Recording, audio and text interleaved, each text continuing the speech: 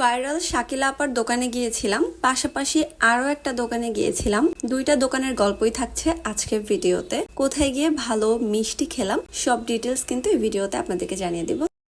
আমরা আজকে যাইতেছি ভাইরাল শাকিলার হাঁসবোনা খাইতে, নাকি সে নাকি এতই বেশি ভাইরাল যে রাস্তাঘাটে যাকে জিজ্ঞেস করবো সেই নাকি চিনবে। যদিও এখন পর্যন্ত আমি অনেককে জিজ্ঞেস করছি, কেউই চিনে নাই। আমি জানি না এটার কারণটা কি, বাট তার মতামত অনুযায়ী যে তার কথা যাকে জিজ্ঞেস করা হবে সেই চিনবে। আজকে আমরা মূলত তার হাঁসটা খেতে যাচ্ছি। দেখা যাক, এখন বাজে রাত কয়টা, 10:30 মেবি। তো দেখি আসলে কেমন এক্সপিরিয়েন্স হয়, মানুষ কেন এটাকে এত বেশি ভাইরাল করছে, এটা আমার দেখার খুব ইচ্ছা। যার জন্য আমি আজকে যাইতেছি, তো আপনারা আমার সাথে থাকেন। অনেকটা খোঁজাখুঁজির পর আমরা কিন্তু শাকিলার দোকানে অবশেষে পৌঁছে গিয়েছি। কিন্তু এখানে পৌঁছে যাওয়ার পর আমরা যে জিনিসটা লক্ষ্য করলাম সেটা হলো ভিড়।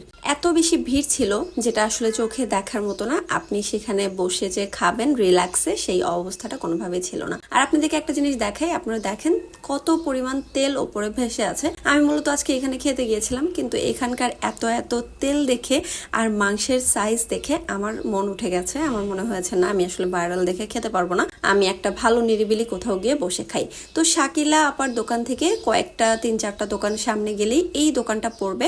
আমি আন্টিকে আপনাদের ভিডিওতে দেখিয়ে দিলাম, তো আপনারা কিন্তু ওনাকে চিনে দোকানটাতে যেতে পারেন। আমি আসলে দোকানের ভিডিওটা করতে ভুলে গিয়েছিলাম। তো এখানে গিয়ে হাঁসটা আপনাদেরকে আমি দেখাবো যে শাকিলার দোকানের হাঁসের সাইজটা ঠিক কতটুকু, আর এখানকার হাঁসের সাইজটা, মানে হাঁসের যে পিসের সাইজটা, এটা কতটুকু, সেটা কিন্তু আপনারা একটু ভিডিওটা পিছিয়ে গিয়ে দেখে আসবেন। আর এই ভিডিওটা লক্ষ্য করেন, প্রত্যেকটা মাংসের সাইজ কিন্তু খুব সুন্দর করে বড় বড় করে একই মাপের কাটা, যেটা কিনা আপনার মনে হবে যে না, আপনি 300 টাকা দিয়ে একটা জিনিস কিনে খেলে সেটা ওয়ার্থ ইট হচ্ছে। একটা জিনিস আপনি কিনে খাবেন, বাট দেখতে আপনার কাছে মনে হবে না যে এটা আপনি এত দাম দিয়ে খাচ্ছেন, তাহলে সেই জিনিস খেয়ে আসলে কি লাভ, তাই না? তো আমরা কিন্তু হাঁস নিয়ে বসে পড়েছি, সাথে আরো অনেক কিছু নিয়েছি।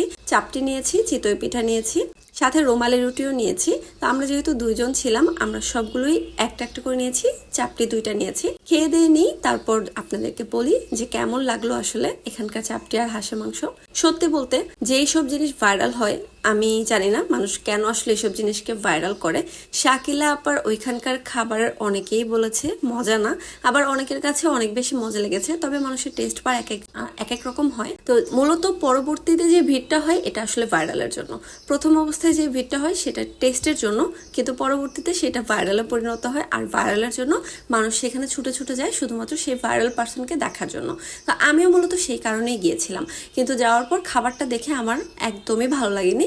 আমার মনে হয়েছে এই তেলের জিনিসটা যদি আমি খাই আমি অসুস্থ হয়ে যাব লিটারেলি। তার জন্য আমি সেখান থেকে চলে আসি আরেকটা দোকানে। তো দেখতেই পারলেন এখানকার হাঁসের মাংসটা সত্যি অনেক মজা ছিল।